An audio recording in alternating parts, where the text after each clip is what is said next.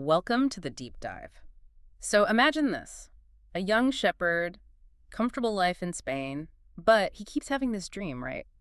A recurring dream. Exactly. A dream about treasure far away. And he actually does, it leaves everything behind. It's quite the leap. It really is.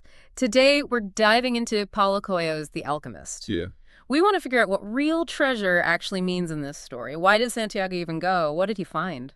Yeah, and it's key to remember, this isn't just about finding, gold or jewels. Right. It's really an exploration.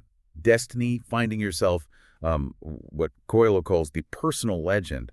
We're going to trace his steps and see how the journey itself just completely changed him. Okay, let's start there, with that leap. He's a shepherd in Spain. Seems okay, maybe a bit restless, but this dream just grabs him. Yeah, it persists. What is it about that call to adventure? I mean, most of us don't have literal treasure dreams, but that feeling of wanting something else, abandoning the familiar, it's powerful. It absolutely is. And Coelho taps right into that kind of universal human thing, that whisper that maybe there's something more for you. Santiago's first big hurdle isn't just leaving his flock, it's the fear, isn't it? Fear of the unknown, fear of messing up what people will think. Definitely. Such a great metaphor for anyone thinking about like a big life change. He just goes, trusting this feeling. And then the journey really begins. He meets such a fascinating mix of people. You've got the king, Melchizedek. Right, who first tells him about the personal legend, Yeah. kind of plants that seed. Yeah. Then the crystal merchant in Morocco, very different vibe. Totally different, more grounded, practical lessons there. Huh. About persistence, maybe about the danger of not following your dreams. Good point. And the Englishman, searching for the alchemist himself, but more through books.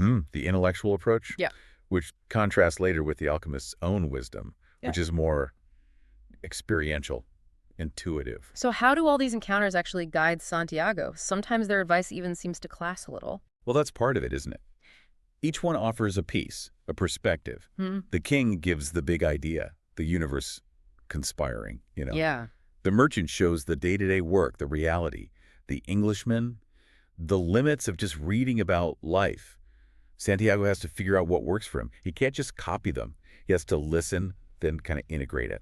Which leads to the trials he faces. Being robbed early on, that terrifying desert sandstorm, these aren't just setbacks, are they? They seem crucial. Oh, absolutely crucial. They're the real teachers. Yeah. Like the sandstorm, it forces him to connect with something bigger than himself, to listen to the world in a different way. The language of the universe, as the book calls it. Right. It's in those moments when he's really pushed to his limit that he starts understanding treasure isn't just stuff. It's wisdom, resilience, purpose. That comes from the struggle itself. Okay, so that brings us to the big twist at the end. This massive journey, all the learning, facing death, and the physical treasure. It was back in Spain, right where he started, near that old tree. It feels paradoxical. Why go through all that?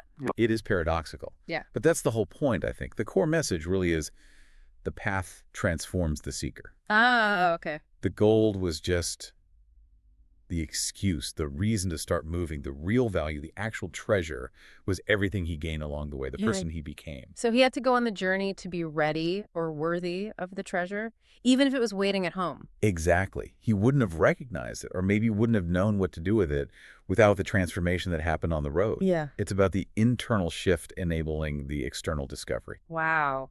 So The Alchemist is much more than just an adventure. It's really this timeless story about, well, destiny, listening to yourself, trusting your heart, even when it seems illogical. So sexily. Maybe the biggest finds aren't out there somewhere, but inside us. And the journey is where the value lies. What's the biggest thing you take away from Santiago's story? For me, it loops back to that ending. If his treasure was waiting at home, but only discoverable after the journey, it makes you think, doesn't it? What treasure might be waiting for you? Maybe somewhere unexpected, revealed only after your own explorations. Maybe think about how your own path, your own detours might be changing you.